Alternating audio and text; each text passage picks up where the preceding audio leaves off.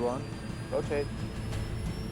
Shortly after taking off from Bucharest airport, That's not right. a commercial airliner slams into the ground, The airplane was completely destroyed. killing everyone on board. Firemen are faced with horrible carnage. As Romania mourns, speculation mounts. Flames before it hit the ground. This same flight had a bomb threat 2 weeks prior. Can investigators find evidence that foul play caused this crash? Can't make that out. Can we play that again? That's the captain?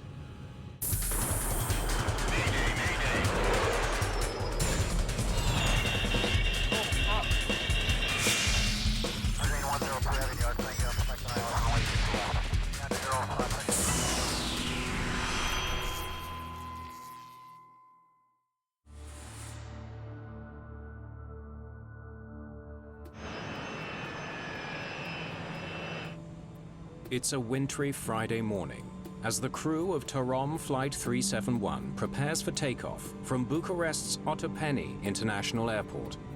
Before takeoff checklist. Flight controls. Checked. Flaps at 15. Confirmed. Checklist complete.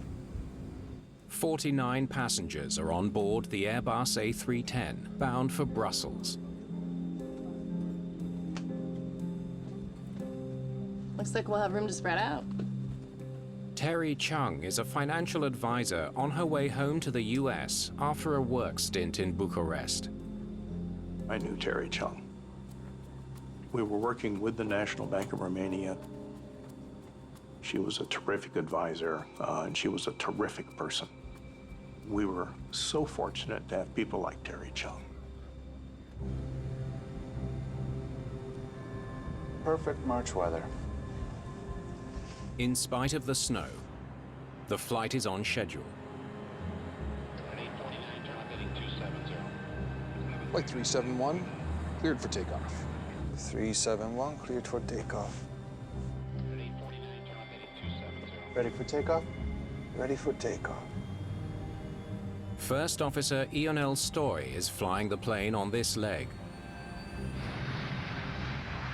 He and his captain Liviu Batanoiu are experienced airmen with more than 23,000 flight hours between them. Terry Chung is a veteran traveler too.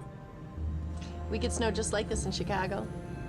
She was the kind of person that when she joins you in the airplane, she'll find out where you're from, then she'll talk about herself for a little bit, and you'll be friends the moment you're sitting down. The A310 is the modern new jewel in the fleet for TAROM, Romania's state airline. Thrust cyan. Thrust cyan, checked. It's at the leading edge of a new generation of fully automated passenger jets. The A310 greatly enhanced automation. It was really a paradigm shift in terms of what the transport category aircraft was going to look like in the future. V1, Rotate.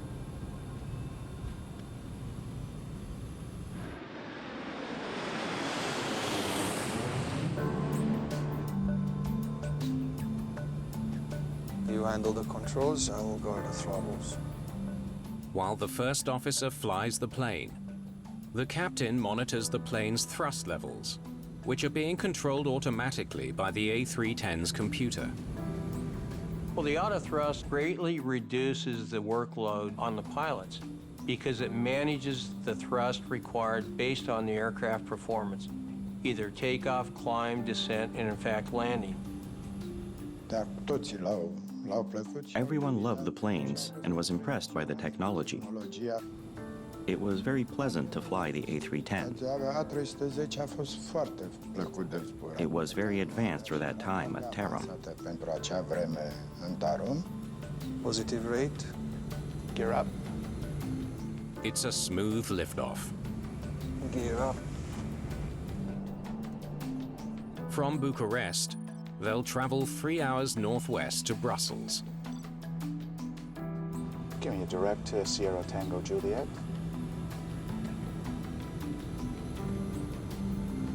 There it is. Just after liftoff, the plane makes a left turn towards its first navigation point.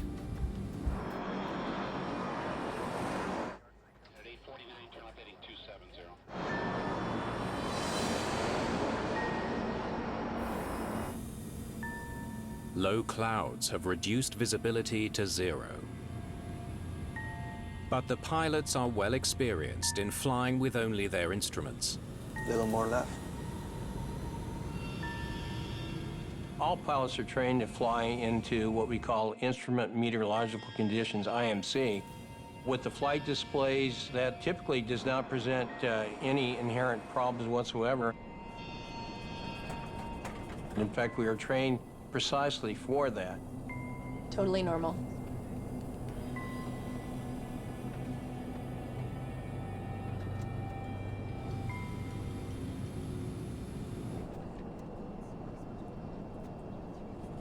All of a sudden, the first officer notices something isn't right. The plane is banking sharply to the left and veering off course. 371, confirm crossing 10,000 feet. The Airbus should be in a steep climb. But instead, it's diving towards the ground. Terry Chung was an experienced traveler. She would have known that something was terribly wrong. After less than 2 minutes in the air, the flight is in grave danger. That's not right.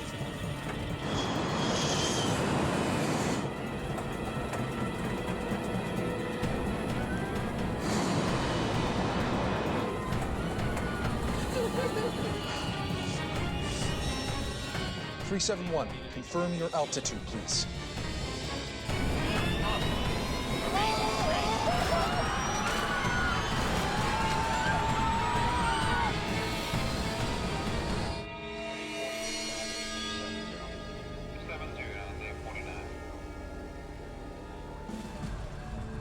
The plane has crashed into a field, less than 2 miles from the airport.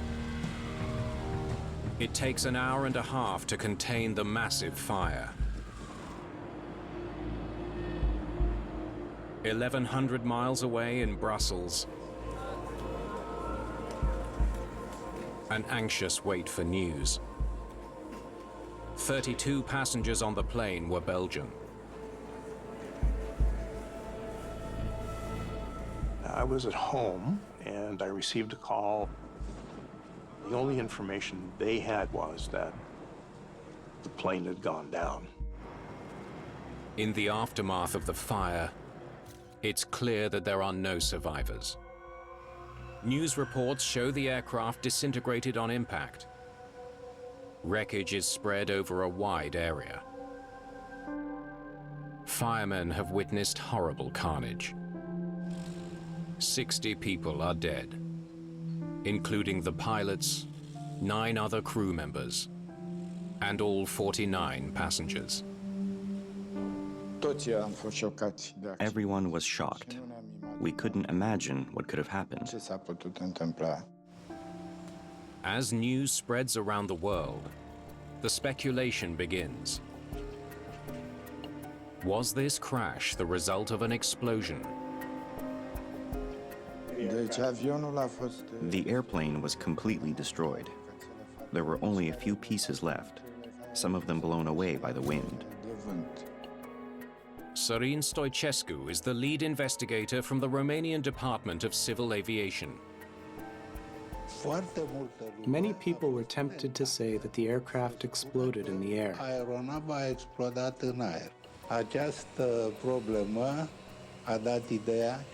This led to the idea that it could have been a terrorist attack, a bomb on board. Was it a bomb, or did something else destroy this passenger jet beyond all recognition? It's the most urgent question Romanian investigators face as they race to the crash site. TAROM Flight 371 has slammed into a farmer's field just a few hundred yards from a local train station outside Bucharest. All 60 people on board are dead, making this the deadliest air disaster in Romanian history. Tape it off. Keep the press away. The wreckage is still smoldering, as lead investigator Sorin Stoicescu and his team set to work. It was quite tragic what happened. The aircraft was halfway buried in the ground. Everything was spread around. It was unfortunate. Assembled in France, the A310 is one of the most popular planes in the skies. Several hundred are in use by dozens of carriers around the world. A lot of eyes were on this particular mishap. Because of the urgency to find the cause, there's a great deal of pressure on the investigators.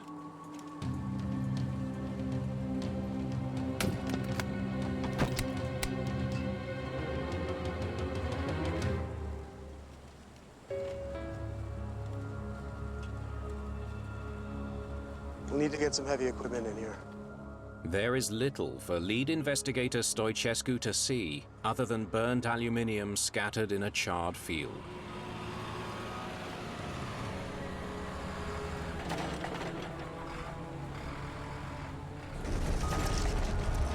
We'll have to do this piece by piece. Nice and easy. Put that over there, please. Most of the wreckage is buried in a 20-foot crater. It's painstaking work getting the pieces out of the deep hole. The angle of impact was very steep. The speed was very high, and the plane got practically buried in the ground.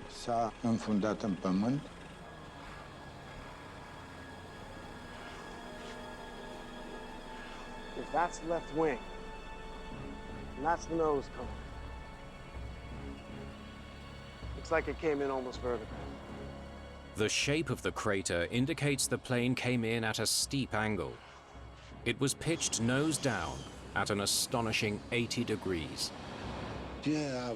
What I saw proved that the impact was very powerful. The height from where the aircraft started to dive at 80 degrees and the force of the impact didn't allow any chance for survival.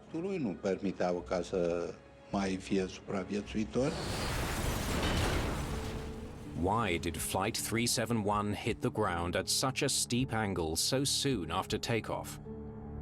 This certainly would have perked the interest of the investigators. Why would such an anomaly occur at that particular phase of flight? That's highly unusual. Nose first, high speed. Could be engine failure. Slowly, investigators uncover most of the plane, including the engines. The layers of wreckage paint an astounding picture. The engines were buried in the ground. When the aircraft hit the ground at an 80-degree angle, the engines reached a remarkable depth. That's the right engine. The left should be over there. We need to bring him out carefully. The stakes are incredibly high.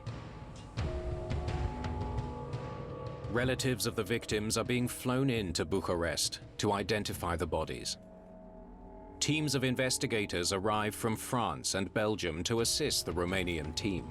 With close to 250 A310s flying worldwide, everyone wants to know if a flaw in the plane led to this catastrophic accident.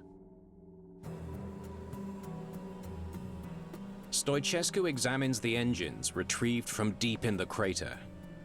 They're in bad shape, severely bent and burnt. But is there any indication that they faltered or exploded before they hit the ground? No burn marks inside, only outside. A first look shows no signs that the engines caught fire in the air. Let's see the blades. The rotor blades are badly damaged, to be expected given the force of the impact with the ground. But a skilled eye can tell a lot from the direction of the markings. Do you hear? It's all impact damage. The marks show the damage happened when the blades bent on impact, not in the air. The initial inspection indicates engine failure did not cause the crash.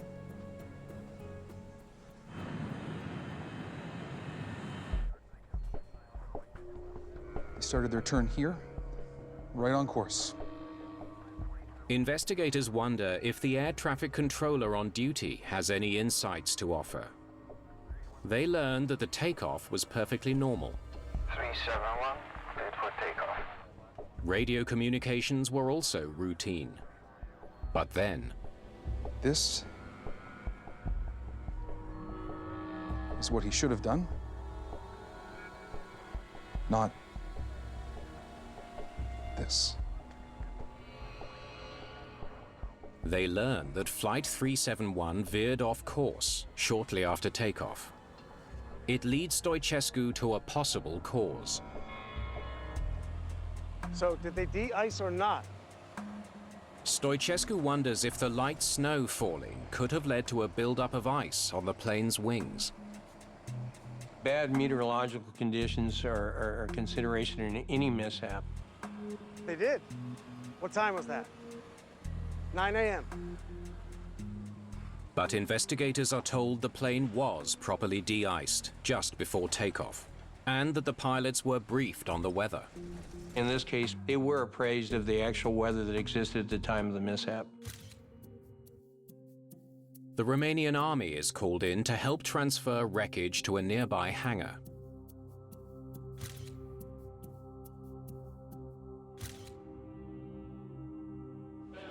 As Romanians mourn,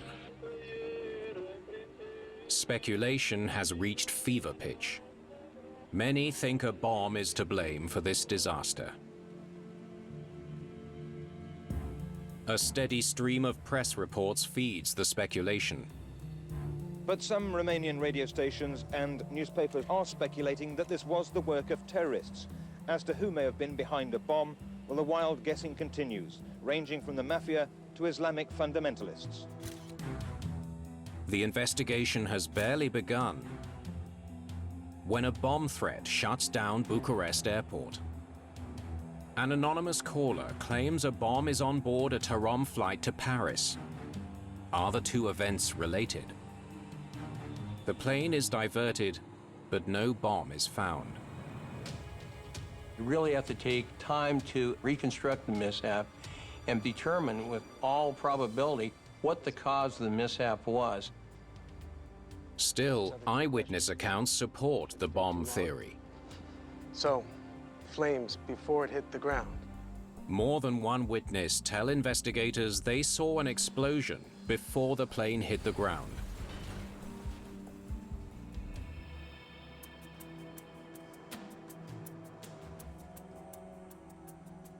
Investigators want a definitive answer about whether a bomb caused the crash. So they bring in the world's leading experts on bomb detection, the FBI. Special Agent David Beisner. Stoichescu. Appreciate your help on this one. The FBI has good reason to believe Flight 371 was bombed out of the sky. The same flight going to Brussels had a bomb threat 2 weeks prior. A phoned-in threat. It's now up to the FBI to determine if this was an accident or an act of murder. FBI Special Agent David Beisner begins his investigation into the crash of TAROM Flight 371 with a flyover. He's looking for evidence of a mid-air explosion.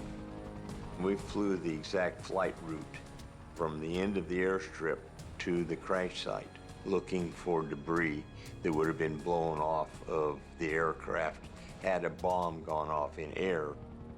A mid-air explosion like the one that downed Pan Am Flight 103 over Lockerbie, Scotland. will scatter debris over a wide area, away from the main impact point. Beissner wants to see if any small pieces are buried in the grass, hidden from the team on the ground. It was a cut field, like similar to a hayfield. There could be all kinds of debris down there in the grass.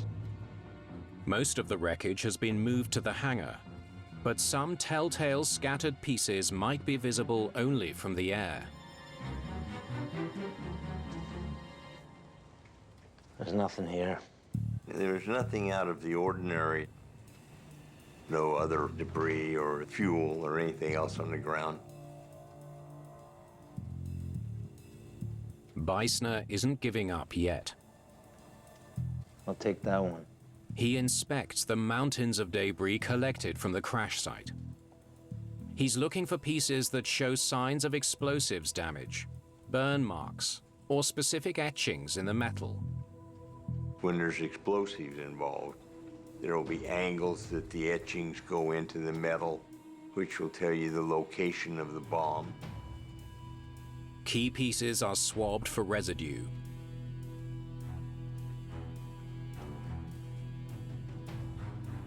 And undergo chemical analysis.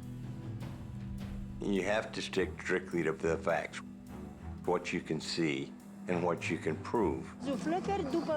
What people tell you or what's in the news, that is something that you look at later. After 5 full days of investigation, the FBI is confident it has its answer.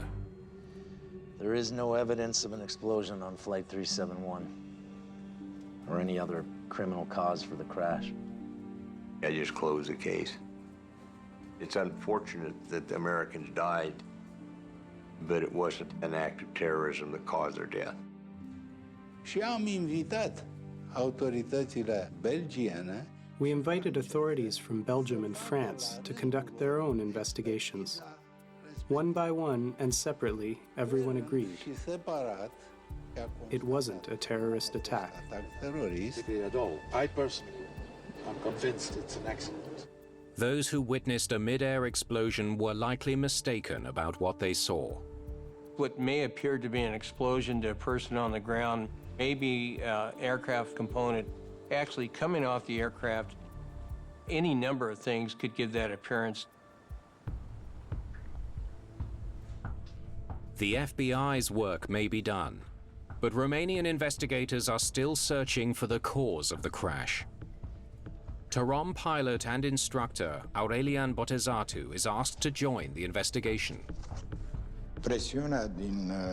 I felt the pressure from the media and internally within TAROM after I was appointed as an investigator.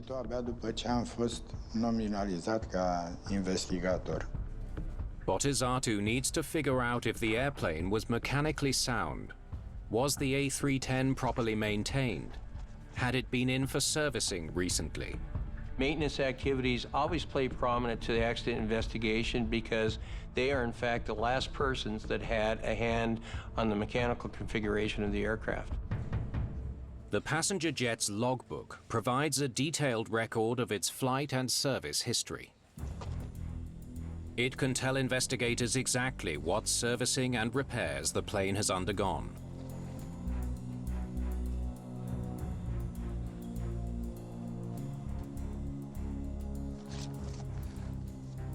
Looking good so far. Botezatu finds that all scheduled maintenance was performed on time. So nothing unusual?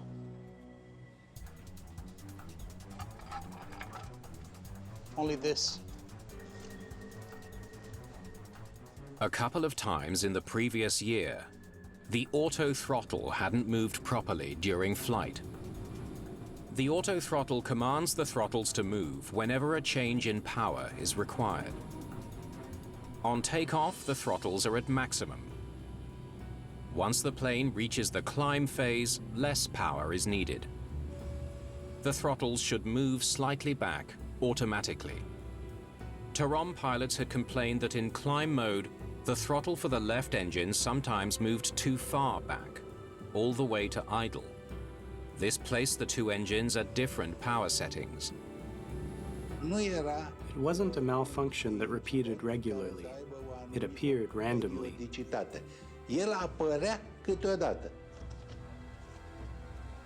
Almost a year ago, the airline put a briefing card in the cockpit logbook, alerting pilots about the problem.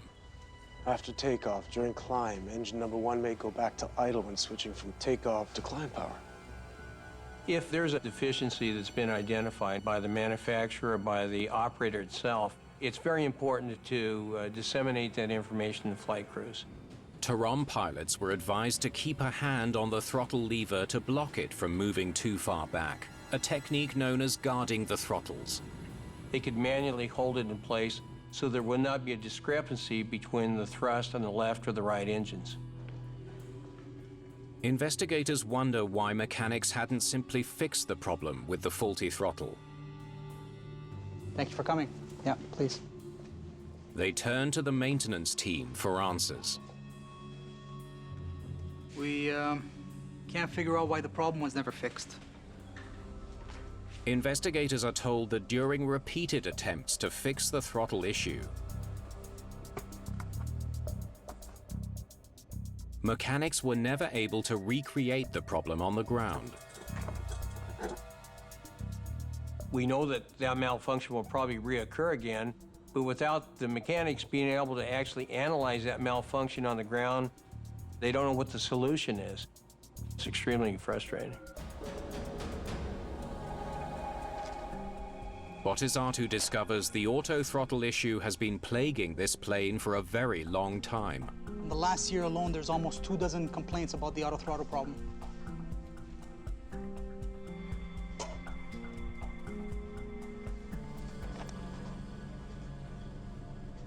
This one's from the captain.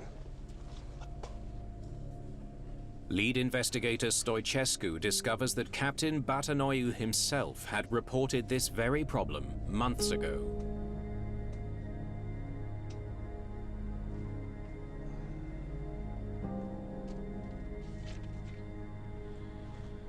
The captain recorded it in the plane's logbook. He did what the briefing card told him to and held the faulty thrust lever from moving back. Everything worked out fine. The system anomaly was known to the manufacturer as well as the operators. Pilots were trained to react and respond to the anomaly. If you knew about this problem and you knew what to do, how could it have caused the accident? Doesn't make sense.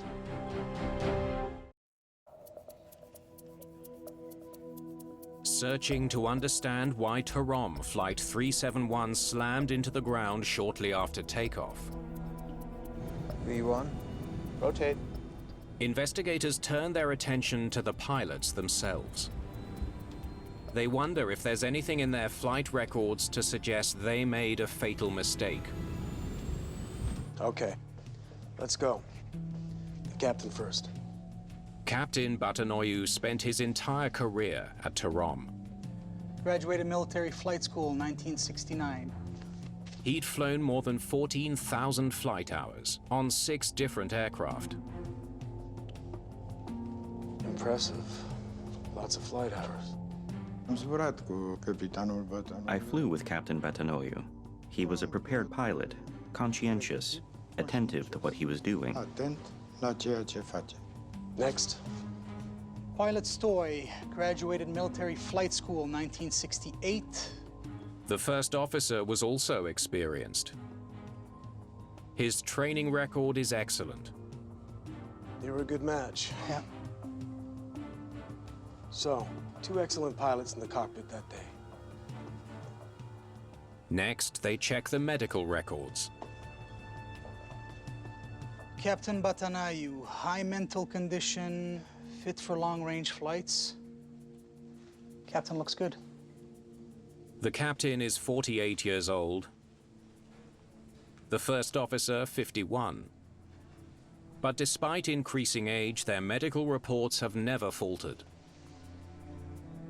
First officer Stoy, close to retiring age. Good level of information processing, motivated for flight. Stable personality. Physically and psychologically, both pilots check out. Both were medically and psychologically fit to fly. They were very attentively tested at medical checkups. Both plane and pilots have passed close inspection.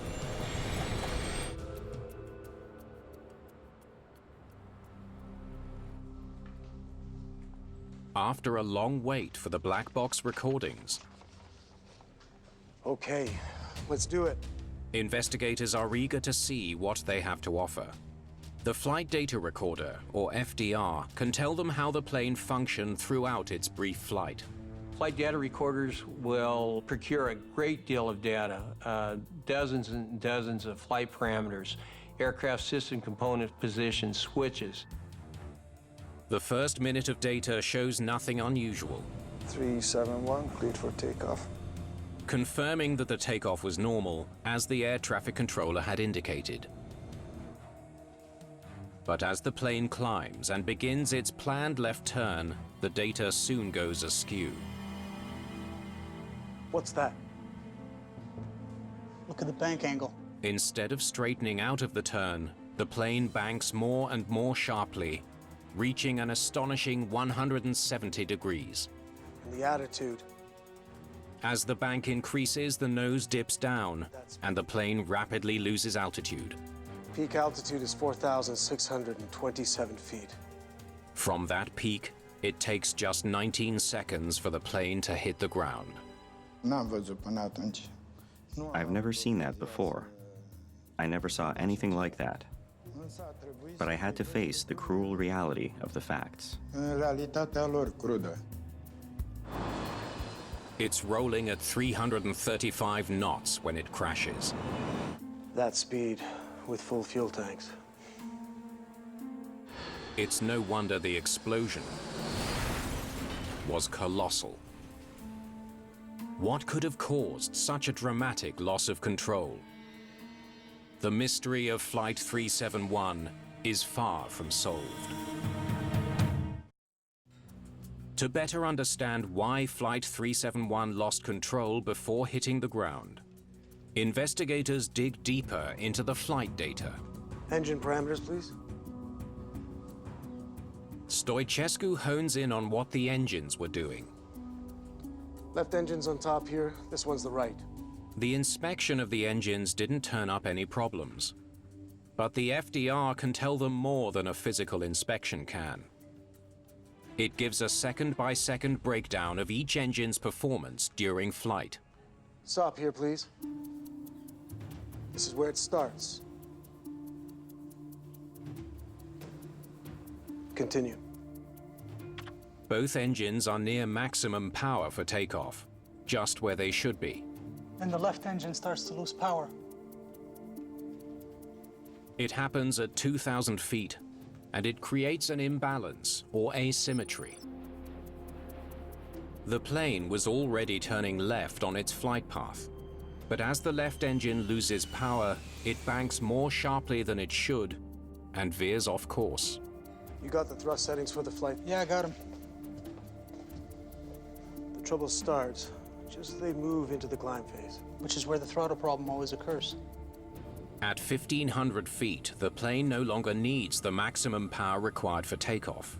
The computer commands the auto throttle to move the thrust levers back, reducing power to both engines. The moment the plane goes over 1,500 feet, you have to reduce engine power from takeoff power to climb power.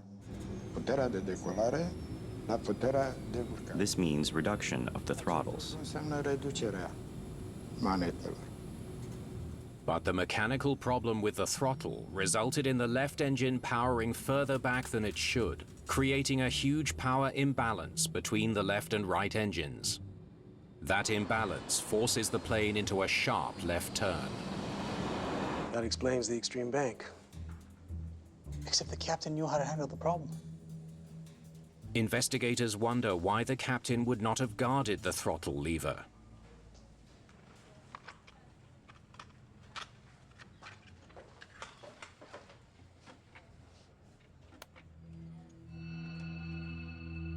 The cockpit voice recorder contains 2 crucial minutes of audio that could answer the investigator's key question. Okay, let's go. Why didn't the pilots take control of the throttles to save the plane? 371, cleared for takeoff. Ready for takeoff? Ready for takeoff. Takeoff initiated at 9:06 a.m. Everything sounds normal during takeoff. The crew is calm, and there are no unusual noises in the cockpit. V1. Rotate.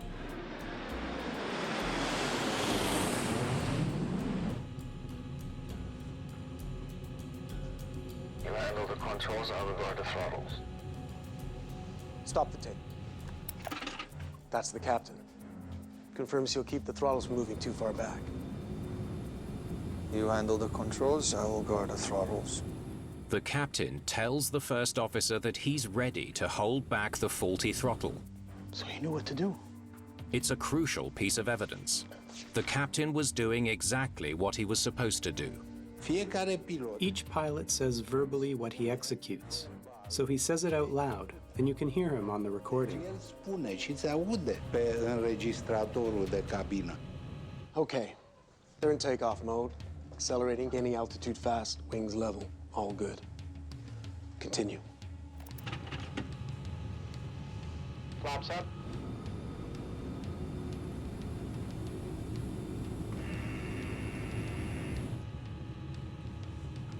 Flaps lifted immediately after the command.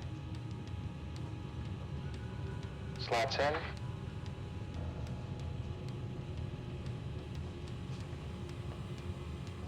That's strange. The captain reacts quickly to the flaps command, but he doesn't respond at all to the next one.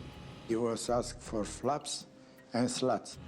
The flaps was selected in, but the slats never. Why wouldn't the captain retract the slats? Captain, are you all right? I feel sick. Can't make that out. Can we play that again?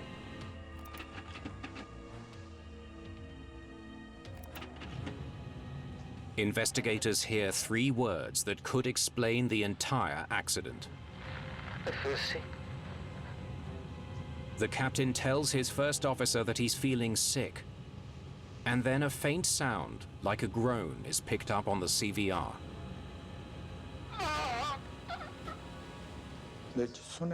The sound is similar with what I'll do now.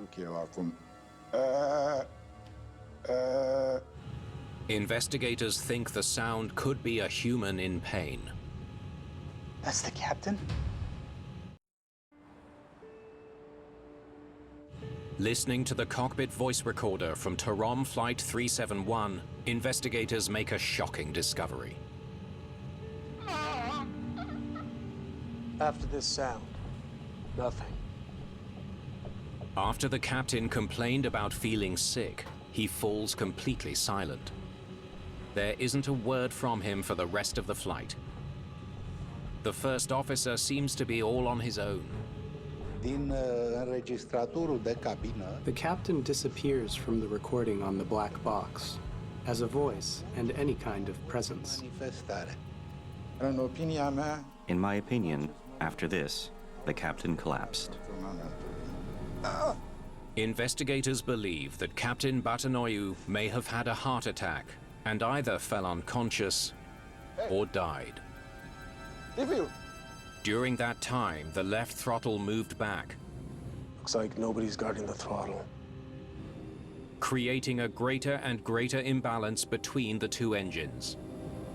One of the pilots was incapacitated, so it was left to the first officer.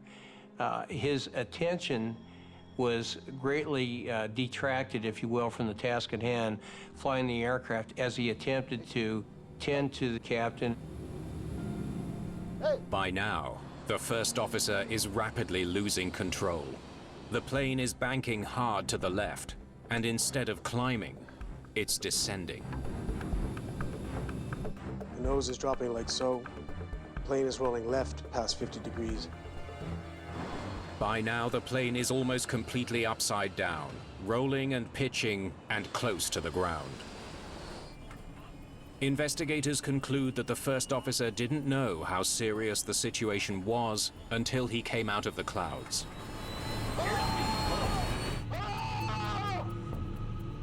It was below 2,000 feet. He saw the ground, and he was shouting, "Ah!" That was the last thing we heard. Investigators finally understand what happened on board Flight 371. They combine all their evidence to paint a picture of what the first officer was up against. The cascade of problems unfurled quickly.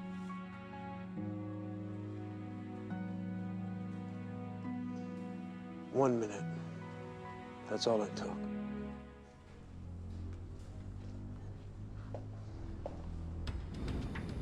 First, the weather. Visibility was so poor, he couldn't orientate himself through the cockpit windows. He couldn't see anything in the clouds. If it was clear out, their fate would have been different. There's an old saying we have in aviation that one peek out the window is worth 1,000 cross-checks on the instruments. If you can look outside and immediately discern the horizon, things are much, much easier. In the clouds, absent a visual horizon, things become much more difficult. With no visible horizon, he can't be sure if the extreme pitch and bank angles on his instruments are correct. I don't think he was aware of where the aircraft was going and specifically what attitude it was. The incapacitation of his captain would have distracted him as he struggled with the weather and the plane itself. The first officer was overloaded. You had simultaneously the failing human and the failure of mechanical capability with the autothrust system. The combination of the two, the first officer probably couldn't see his way out of it. The final report identifies 3 contributing causes for the crash. First, the left thrust lever moved back to idle, causing a large thrust imbalance. Second, the captain was likely incapacitated. And third, the first officer wasn't able to recover his out-of-control plane, something few people can fault him for. He was an exceptional pilot. But in this case, there were 2 issues: the absence of the captain and the malfunction of the throttle. He acted based on his training and experience. His actions were reactive in this situation.